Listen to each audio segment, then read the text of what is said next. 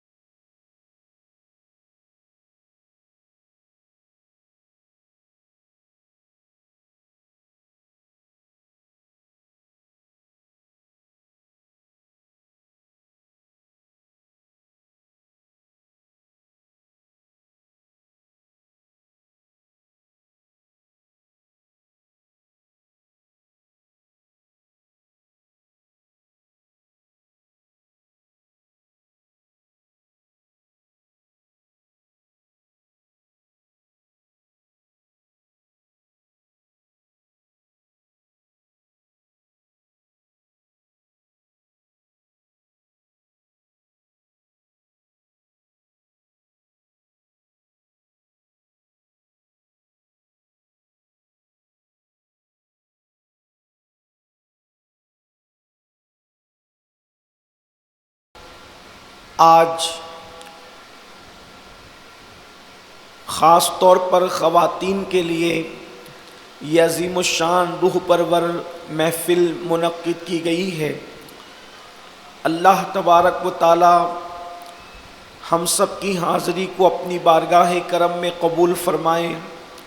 اور آیہ کریمہ کے جس حصے کی تلاوت کی گئی ہے اللہ رب العزت اس کے متعلق مجھے حق کہنے اور آپ سب کو حق سن کر اس پر عمل کرنے اور اسے عام کرنے کی توفیق عطا فرمائے۔ اللہ رب العزت نے اسلام میں عورتوں کو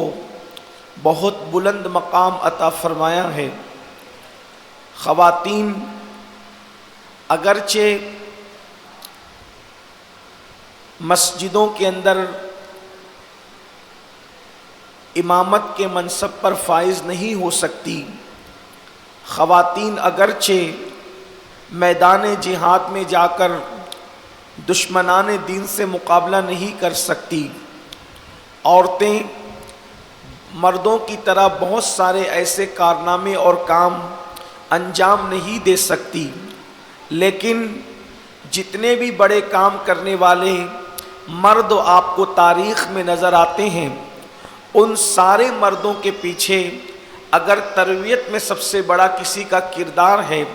تو اس میں آپ کو عورتوں کا کردار بہت نمایاں نظر آئے گا۔ اے خاتون جنت رضی اللہ تعالی عنہا کی کنیزوں، ایک عورت اگر چاہیں تو اپنے پورے گھر کو جنت نشان بنا سکتی ہے، اور اگر عورت تھوڑی سی غفلت کر دے تو اس کی غفلت کی وجہ سے اس کا پورا گھر جہنم کدا بھی بن سکتا ہے۔ ایک عورت اگر اپنے بچوں کی اور بچیوں کی صحیح تربیت کرے تو ان بچوں کو اور بچیوں کو وہ جنت کے راستے کا مسافر بھی بنا سکتی ہے، اور اگر تربیت میں غفلت کر کے اپنے ماں ہونے کا رول وہ ادا نہ کرے تو وہ اپنے بچوں کو جہنم کا ایندھن بھی بنا سکتی ہے۔ اللہ رب العزت قرآن مقدس میں ارشاد فرماتا ہے واتقوا اللہ ان اللہ خبیر بما تعملون، اللہ سے ڈرو کہ اللہ تمہارے اعمال کی خبر رکھتا ہے۔ اے خاتون جنت رضی اللہ تعالی عنہ کی کنیزوں، اسلام پر عمل کرتے ہوئے اور ایک مسلمان کی حیثیت سے ہماری فکر یہ ہونی چاہیے کہ دنیا میں انسان جب تک جیے گا، جب تک انسان رہے گا، مرد ہو یا عورت، امیر ہو یا غریب، بوڑھا ہو یا بچہ، جو اللہ رب العزت نے جس کو جب تک زندگی عطا کی ہے، خدا نے جب تک جس کو زندگی دی ہے، اس نے دنیا میں رہنا ہے۔ لیکن ایک دن ایسا آئے گا کہ دنیا کے اندر اپنی زندگی کے قیمتی لمحات کو ہم جب مکمل کر لیں گے تو پھر اس دنیا سے رخصت ہونا ہے۔ اس دنیا سے امیر بھی گئے، اس دنیا سے غریب بھی گئے، اس دنیا سے اہل علم بھی گئے، اس دنیا سے ان پڑھ بھی گئے، اس دنیا سے محلوں میں رہنے والے بھی گئے، اس دنیا سے جو ہے جھوپڑوں میں رہنے والے بھی چلے گئے، اس دنیا کے اندر جو 3 مرتبہ پیٹ بھر کے کھاتے تھے وہ بھی رخصت ہو گئے، اور جنہوں نے فاقہ کیا وہ بھی چلے گئے۔ اسی طرح ایک دن ہم بھی چلے جائیں گے، دنیا سے ہمیں بھی رخصت ہونا ہے۔ اللہ پاک قرآن میں ارشاد فرماتا ہے لا تنس نصیبک من الدنیا، دنیا سے اپنے نصیب کا مت بھولو، یعنی اللہ اکبر، دنیا سے انسان کچھ نہیں لے کر کے جائے گا سوائے کفن کے، اپنے کفن کے سوا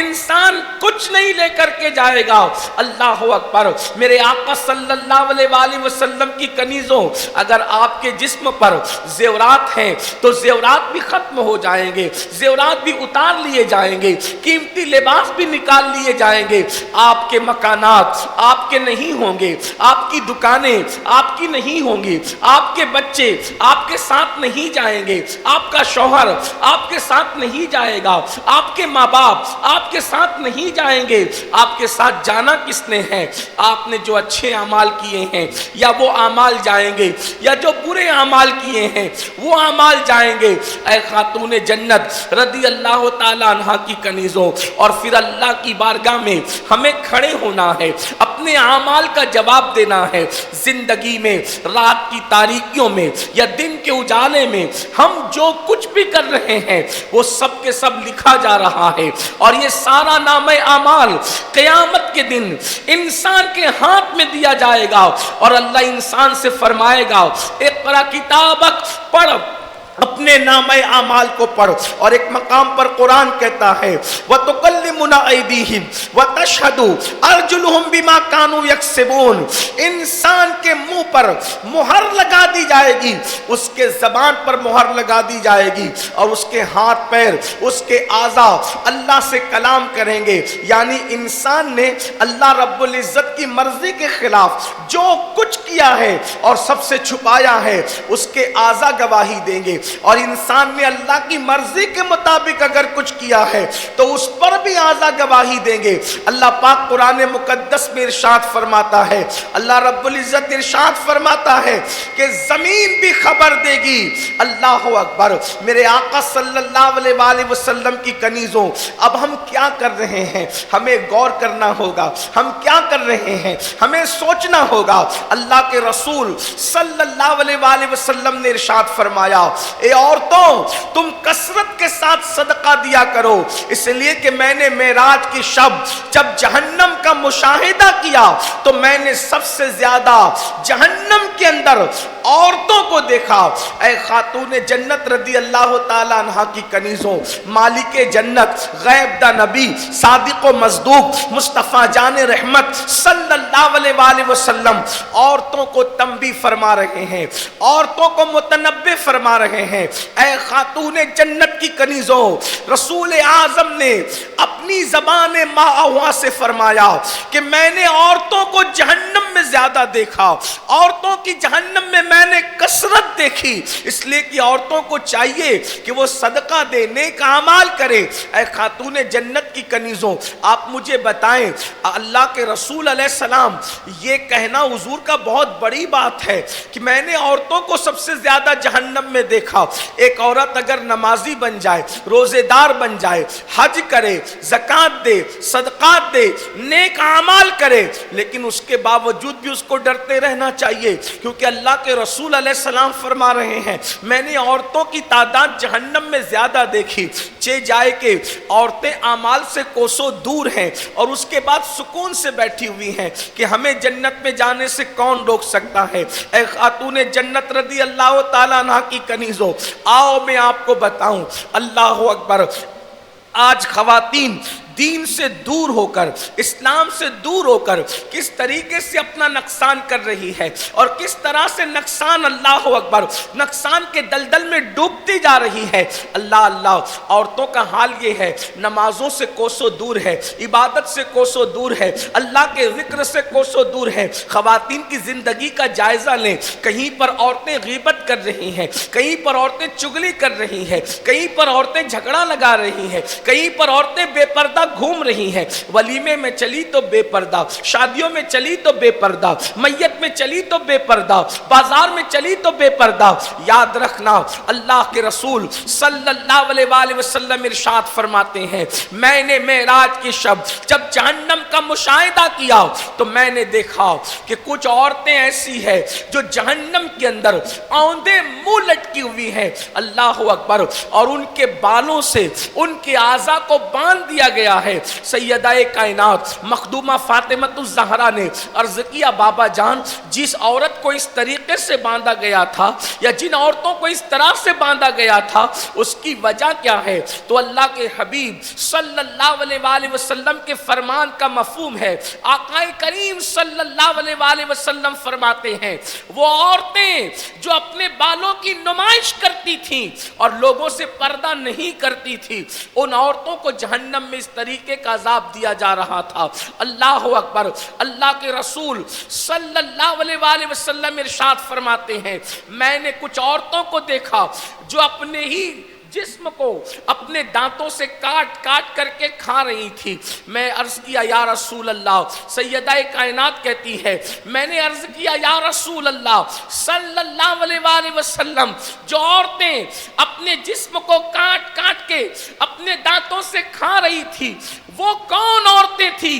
تو ارشاد فرمایا جو اجنبی مردوں سے اپنے جسم کو چھپاتی نہیں تھی ان کے ساتھ یہ سلوک کیا جا رہا تھا۔ اللہ اکبر، آپ اندازہ فرمائیں اے خاتون جنت رضی اللہ تعالی عنہ کی کنیزوں، اندازہ تو کریں آج کسی فلم کی اداکارہ کی نقل کرتے ہوئے، کسی سیریل کی اداکارہ کی نقل کرتے ہوئے آج کی بچیاں پتلا لباس پہن کر،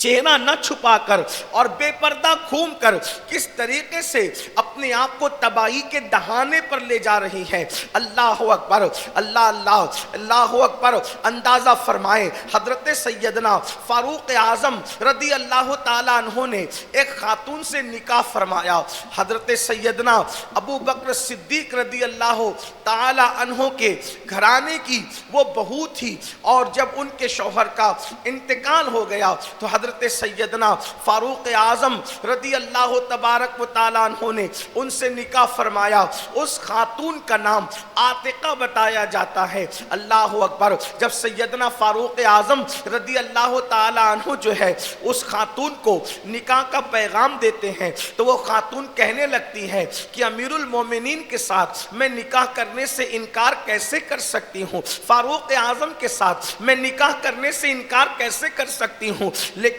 بس مجھے بات اتنی عرض کرنا ہے کہ فاروق اعظم آج کل عورتوں کو مسجد میں آنے سے روکتے ہیں اور مسجد میں آنے نہیں دیتے، جب وہ دوسروں کی بیویوں کو مسجد میں آنے سے روک رہے ہیں تو وہ مجھے بھی مسجد میں آنے سے روکیں گے، اور مجھے مسجد میں نماز پڑھنے کا بے انتہا شوق ہے، میں مسجد سے رک نہیں سکتی۔ اگر امیر المومنین اس بات کا وعدہ فرما لیں کہ وہ مجھے مسجد میں آنے سے منع نہیں کریں گے، وہ مجھے مسجد میں آنے سے روکیں گے نہیں، تو میں ان کے ساتھ نکاح کرنے کے لیے تیار ہوں۔ سیدنا فاروق اعظم رضی اللہ تعالیٰ عنہ نے ان سے وعدہ فرما لیا ٹھیک ہے ہم آپ کو مسجد میں جانے سے نہیں روکیں گے، آپ پر پابندی نہیں لگائیں گے۔ اللہ اکبر۔ اس کے بعد اس شرط پر، یہ شرط منظور کر کے فاروق اعظم نکاح فرما لیتے ہیں، نکاح ہو جاتا ہے۔ نکاح کے بعد سیدنا فاروق اعظم کو خیال آتا ہے کہ ساری عورتوں کو ہم روک رہے ہیں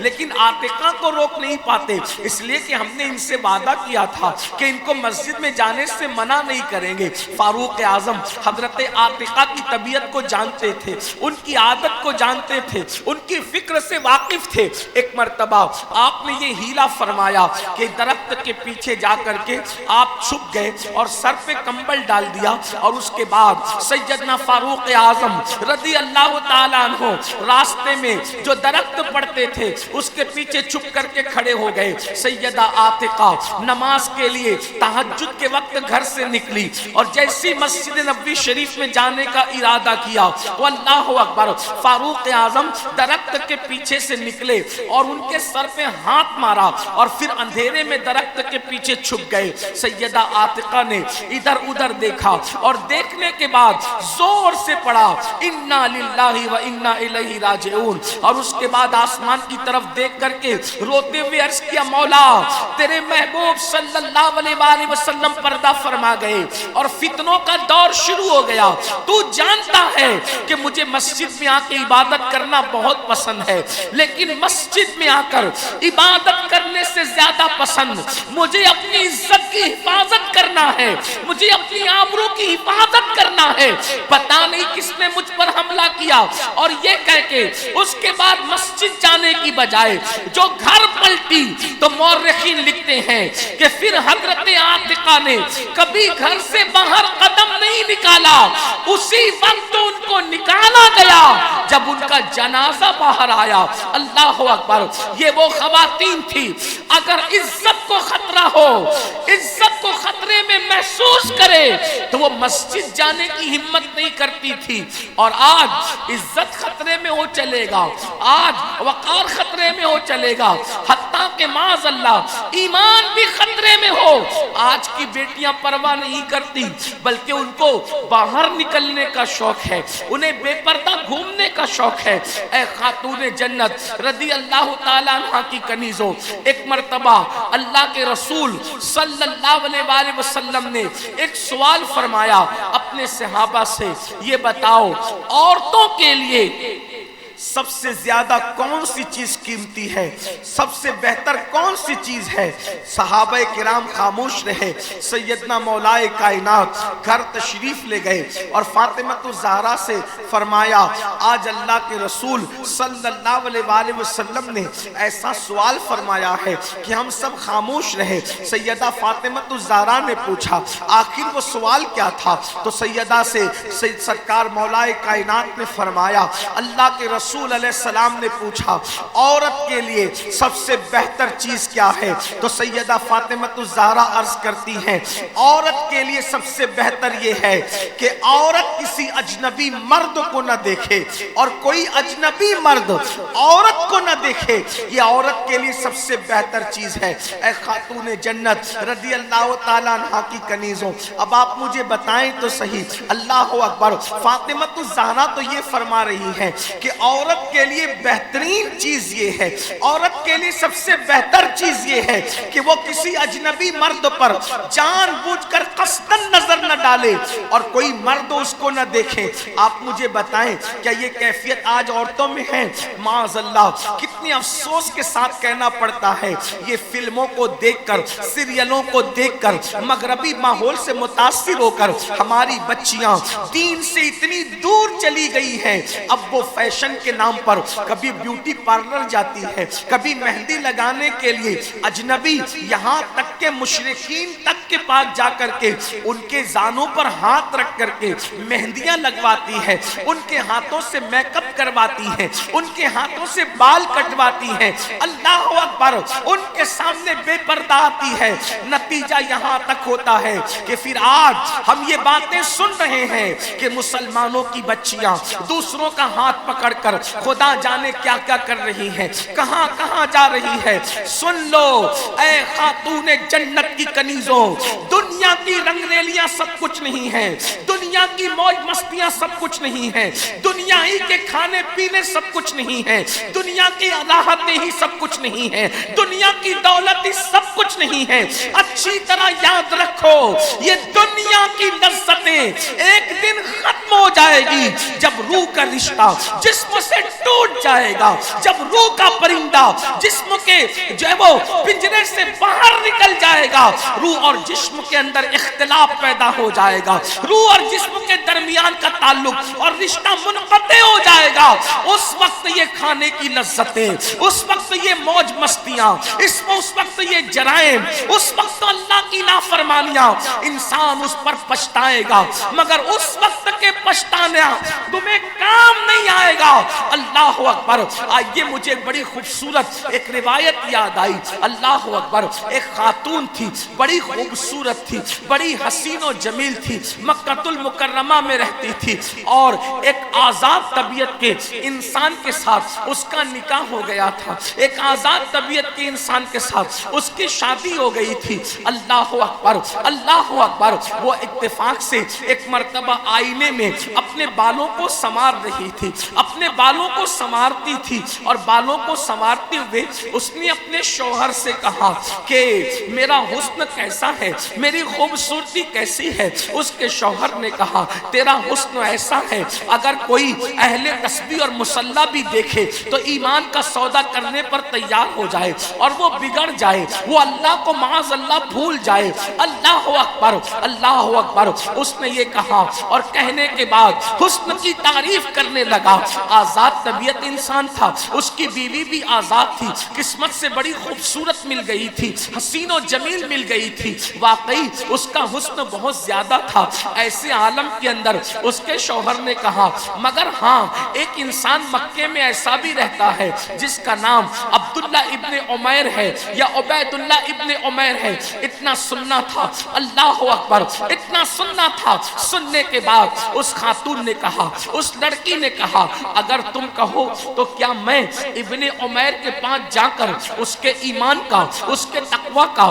اس کی پرہیزگاری کا امتحان لے سکتی ہوں؟ اس کے شوہر نے کہا ٹھیک ہے جا، اور جا کر دیکھ، بڑا مکے کا متقی ہے، بڑا پرہیزگار ہے، انتہائی تقوی شعار ہے، اس کے تقوی کے چرچے شرق و غرب میں ہے، جا اور جا کر کے اس کے تقوی کا امتحان لے لے۔ اللہ اکبر۔ ابن عمیر مسجد حرام کے اندر جلوگر تھے۔ یہ خاتون بن سنور کر سج کر ابن عمیر کے پاس آئی اور آنے کے بعد ان کو کہنے لگی مجھے آپ سے ایک مسئلہ پوچھنا ہے۔ اللہ اکبر۔ حضرت ابن عمیر اٹھے اور اٹھنے کے بعد مسجد حرام کے گوشے میں گئے، جیسے ہی فرمایا بتاؤ کیا مسئلہ پوچھنا ہے، تو اس خاتون نے اپنے چہرے سے نقاب الٹا مسجد حرام کے اندر، اللہ اکبر، یعنی انسان اگر بے باک ہو جائے تو کس قدر بے غیرت ہو جاتا ہے، انسان اگر اپنی آخرت کو بھول جائے تو کس قدر بے غیرت ہو جاتا ہے۔ مسجد میں نہیں صرف بلکہ مسجد حرام میں، اللہ کے گھر میں، جس جگہ پر خانہ کعبہ موجود ہے اس مسجد کے گوشے میں ابن عمیر جب اس لڑکی کو مسئلہ بتانے کے لیے تشریف لاتے ہیں تو اس نے چہرے سے نقاب الٹا اور کہنے لگی ابن عمیر میں نے تجھ سے کوئی مسئلہ نہیں پوچھنا، دیکھ میں کتنی خوبصورت ہوں، دیکھ میں کتنی حسین و جمیل ہوں، میرا حسن دیکھ، میرا جمال دیکھ، کیا تو اب بھی میرا حسن جمال دیکھ کر میرے حسن کی لذت نہیں چکھنا چاہے گا، میری خوبصورتی سے فائدہ اٹھانا نہیں چاہے گا؟ یعنی اس خاتون نے مسجد حرام کے اندر ابن عمیر کو گناہ کی دعوت دی، بدکاری کی دعوت دی۔ اتنا سننا تھا، اللہ اکبر، حسن کی پری پیکر سامنے تھی، حسن کی ملکہ سامنے تھی، اللہ اکبر، کھلے ہوئے رخسار والی حسین و جمیل لڑکی پورے 16 سنگھاروں کے ساتھ سامنے کھڑی ہے، اور وقت کے جلیل القدر اللہ کے ولی کو گناہ اور بدکاری کی دعوت دے رہی ہے۔ ابن عمیر نے اتنا سنا اور سننے کے بعد پورے وجود پہ لرزہ طاری ہو گیا، اس لیے کہ جو انسان آخرت کو بھول جاتا ہے وہ پھر جو جی میں آتا ہے کرتا ہے، لیکن جس کا نظریہ یہ ہو، جس کا عقیدہ یہ ہو، جس کی فکر یہ ہو، ان اللہ کان علیکم رقیبا، اللہ تم پر کڑی نگرانی کر رہا ہے۔ جب کسی کے دل میں اللہ کا ڈر ہو، اللہ کی خشیت ہو، جو اللہ کی بارگاہ میں جواب دینے کا یقین رکھتا ہو، خدا کی عدالت میں کھڑے ہونے پر یقین رکھتا ہو، جس کو پتا ہے ایک دن اللہ کے دربار میں کھڑے ہو کر اپنا نامہ اعمال پڑھنا ہوگا، اپنا اعمال نامہ پڑھنا ہوگا۔ ابن عمیر لرز گئے اور لرزتے ہوئے اس لڑکی کو نصیحت کی۔ آپ نے فرمایا، اے خاتون، تو مجھے بدکاری کی دعوت دے رہی ہے، بتا، میں تجھ سے ایک سوال پوچھتا ہوں، بتا، یہ بتا کہ جس وقت موت کا فرشتہ تیری روح نکالنے کے لیے آئے گا تو اس وقت یہ گناہ کرنا تجھے اچھا لگے گا؟ جس گناہ کی تو مجھے دعوت دے رہی ہے یہ گناہ کرنا تجھے اچھا لگے گا؟ اللہ اکبر، اس لڑکی نے جب حضرت ابن عمیر سے موت کے وقت کی تکلیف اور روح کے نکلتے وقت کا منظر سنا، اور پھر یہ بھی سنا کہ جس وقت فرشتہ تیری روح کو تیرے جسم سے کھینچ رہا ہوگا وہ وقت اللہ اللہ میری بہنیں آپ بھی یاد کرے، فرمایا گیا تلوار کی 313 ضربیں اگر انسان کے جسم پہ لگائی جائیں تو اتنی تکلیف نہیں ہوتی جتنی تکلیف انسان کو موت کے وقت ہوتی ہے۔ ابن عمیر کہتے ہیں، اے گناہ کی دعوت دینے والی خاتون، اے بدکاری کی دعوت دینے والی خاتون، مجھے بتا، جس وقت ملک الموت، جس وقت موت کا فرشتہ تیری روح نکالے گا تو کیا اس وقت یہ گناہ تجھے اچھا لگے گا؟ اس نے فوراً کہا، ابن عمیر، نہیں، مجھے یہ گناہ اس وقت اچھا نہیں لگے گا۔ پھر اس کے بعد حضرت ابن عمیر کہتے ہیں، قیامت کے دن ایک وقت ایسا آئے گا کہ کچھ لوگ ایسے خوش نصیب ہوں گے جن کا نامہ اعمال ان کے سیدھے ہاتھ میں دیا جائے گا، اور کچھ لوگ ایسے ہوں گے جن کا نامہ اعمال ان کے الٹے ہاتھ میں دیا جائے گا۔ اللہ اکبر، جس وقت نامہ اعمال تقسیم ہو رہے ہوں گے اس وقت کلیجہ منہ کو آتا ہوگا کہ کس کا نامہ اعمال سیدھے ہاتھ میں ہے، کس کا نامہ اعمال الٹے ہاتھ میں دیا جانا ہے۔ تو ابن عمیر کہتے ہیں، اے بدکاری کی گناہ کی دعوت دینے والی خاتون، یہ بتا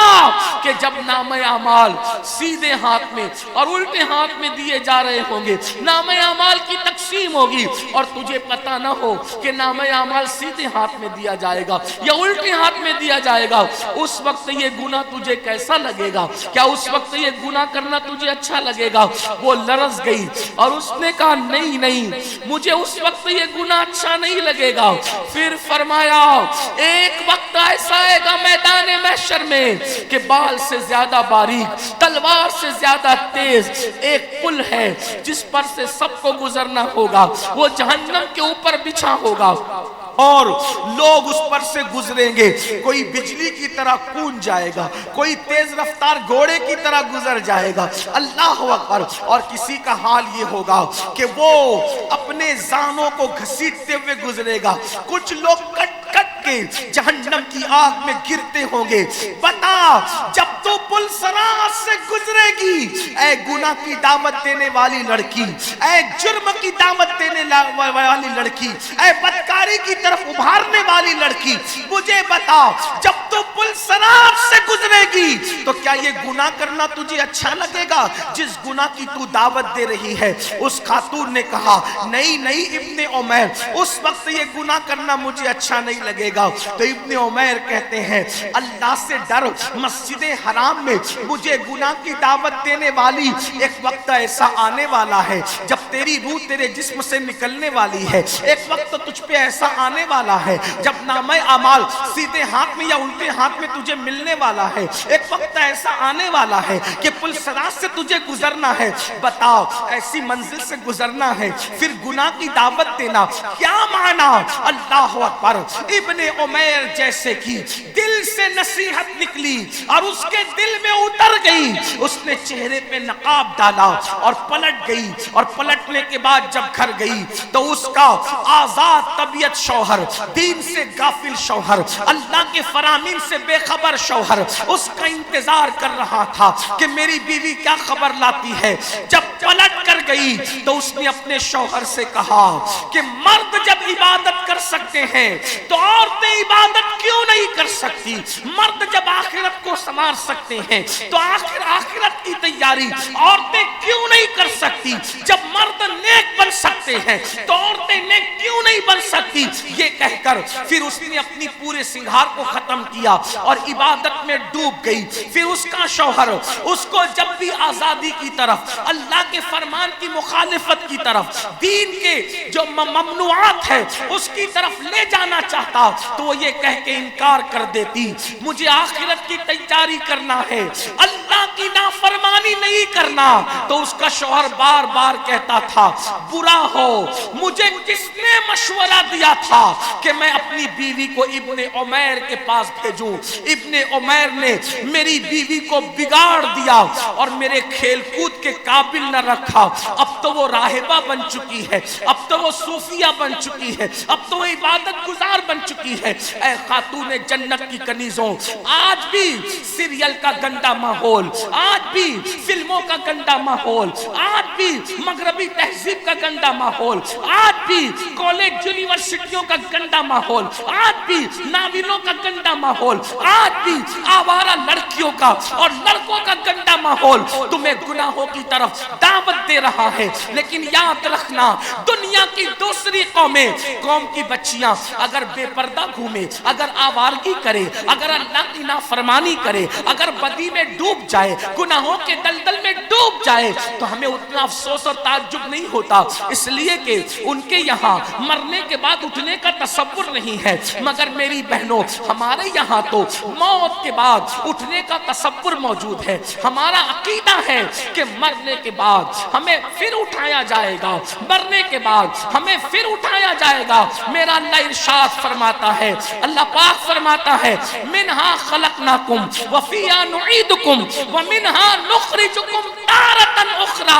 اس مٹی سے تمہیں پیدا کیا، اسی مٹی میں تمہیں ملا دیا جائے گا اور پھر اسی مٹی سے تمہیں نکالا جائے گا، اسی مٹی سے تمہیں اٹھایا جائے گا۔ اللہ ہمیں اٹھائے گا، جس نے پہلی مرتبہ پیدا کیا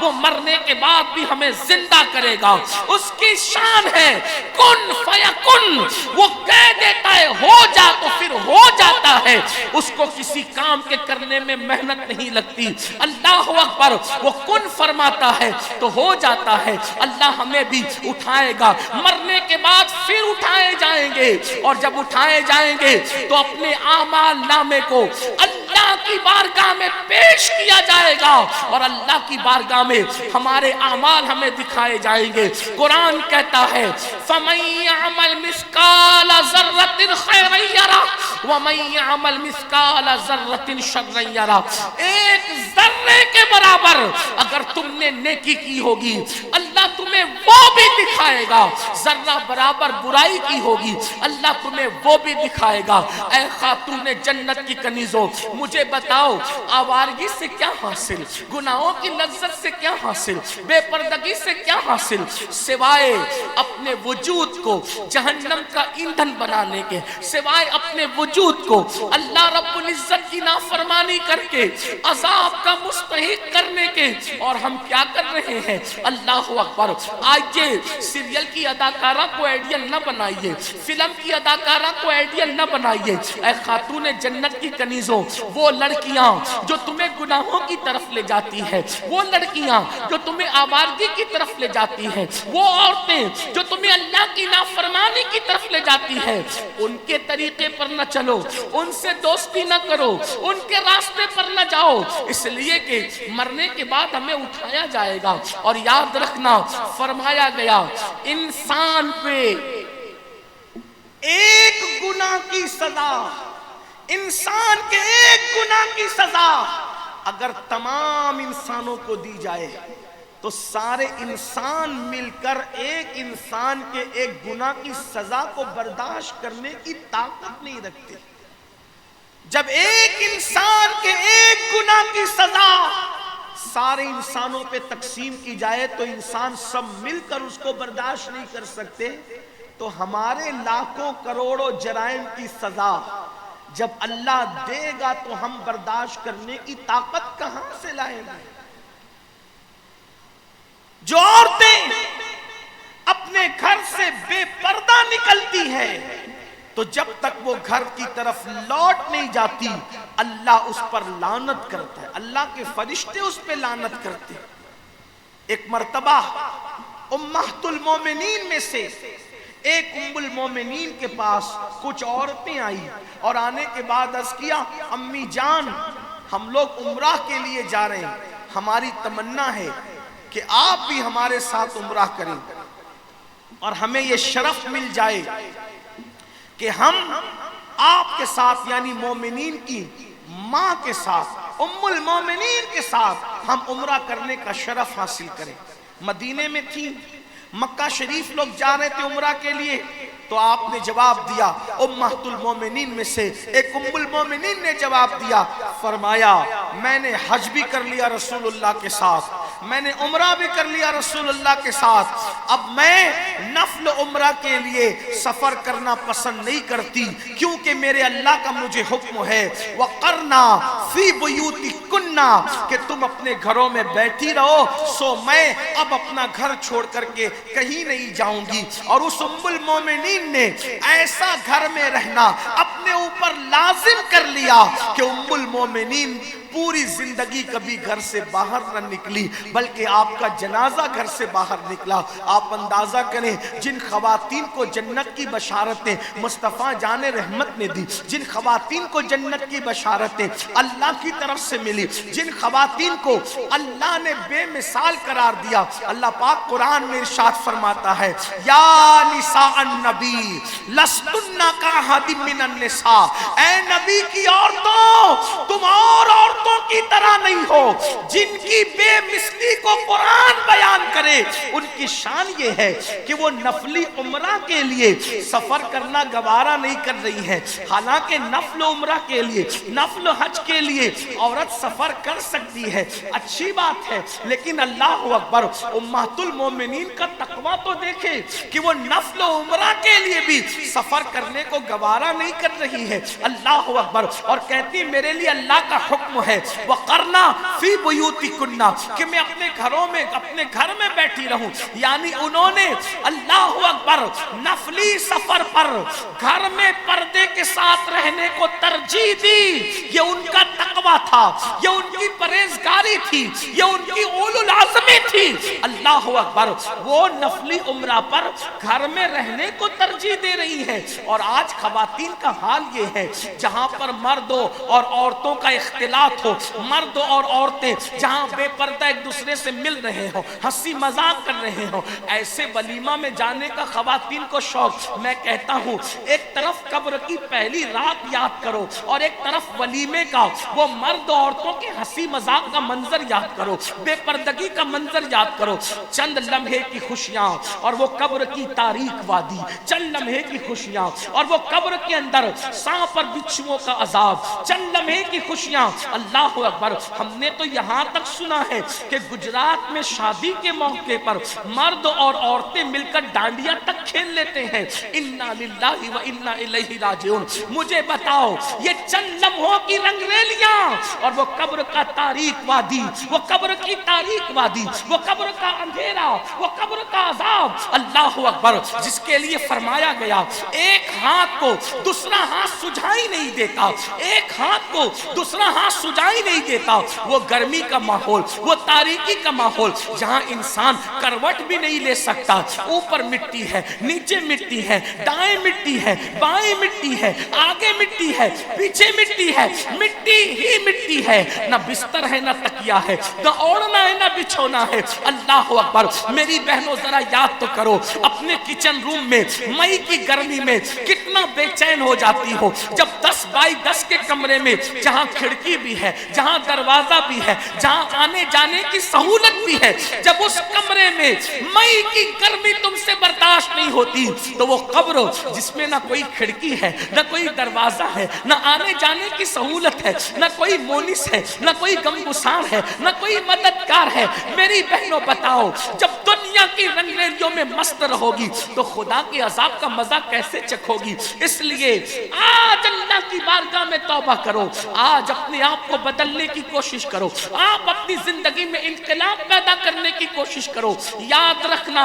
اگر آج بدل گئی, آج سچی توبہ کر لی تو قبر میں سکون کی نیند سو سکوگی. مگر اگر آج پھر اللہ کے غضب کو چیلنج کرتی رہی, پھر بے پردہ گھومتی رہی, پھر گانوں میں مصروف رہی, پھر باجوں میں مصروف رہی تو یاد رکھنا خدا کے عذاب سے دنیا کی کوئی طاقت تمہیں بچا نہ سکے گی. اپنی بات کو ختم کرتے ہوئے کیونکہ مغرب کا وقت بھی ہو رہا ہے, بات کو اینڈ پر پہنچاتے ہوئے ایک بات آپ سے عرض کروں. آج خواتین اللہ کی نافرمانی پر بہت دلیر ہے. فلم وہ دیکھیں,